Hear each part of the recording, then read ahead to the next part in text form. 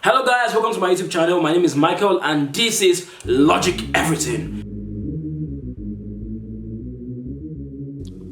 What it feels like to have your entire belief system overload with skepticism. To never know the day that you would find. So today I'm going to be talking about several things, and as you know, I've been away for a while. The reason why I was away was simply because I was, down with malaria. Malaria caught me. Malaria hooked my neck, but now I'm conquering. Now I've defeated malaria. I'm about to kill off typhoid. So I treated malaria and typhoid, and now I'm back. This was why I could not upload videos for a while. But from now on, I'll try to be more consistent and more dedicated to what I'm doing right now. Before we actually start, if you have not subscribed, please remember to subscribe, like, follow me, turn on post notifications so that you would know every single time I post a new video. So let us get started. Now, several things have happened over the time I was, sick with malaria. And apart from Liverpool losing 6-1 and Manchester United being humiliated by Tottenham Hotspur, shout out to Jose Mourinho. Apart from those two things, the most notable thing is the issue of this Sars Brutality. Yes, and I want to talk about that. And first of all, I want to talk about the bill that Buhari signed into law. So when Buhari signed this bill into law, Nigerians were outraged and angry. Many people were complaining and talking about how this bill got through the Senate and the House and it has been signed into law without anybody even really knowing about it. The bill was basically stating the rules of engagement for police officers in, situations whereby they will be investigating a particular person.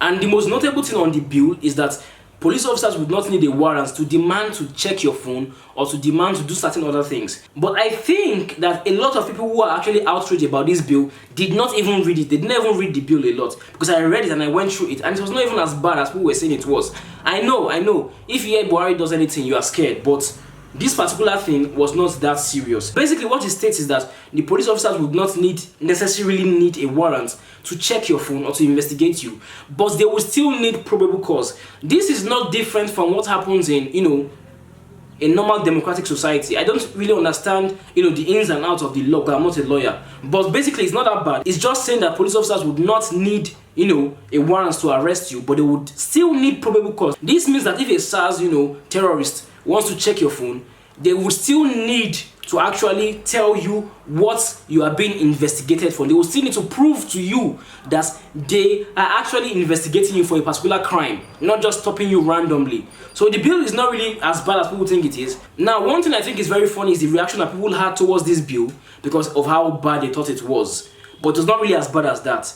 But even if the bill is that bad, even if Buhari actually signs a bill into law that states that police officers can shoot you on sight for absolutely no reason, nothing will still change. Nothing would happen, because even when Nigerians did think that this bill was so ill and so terrible, they did nothing about it. The only thing Nigerians do about situations like this is to protest on Twitter. Only online protests, SARS, this one, that one. There has been so many incidences of SARS brutality over the last few weeks. And the only thing we do, even right now, is to keep on saying SARS on Twitter, on Instagram. No actual action is being taken. They're just giving us, scraps. They signed an executive order for, SARS operatives to be banned.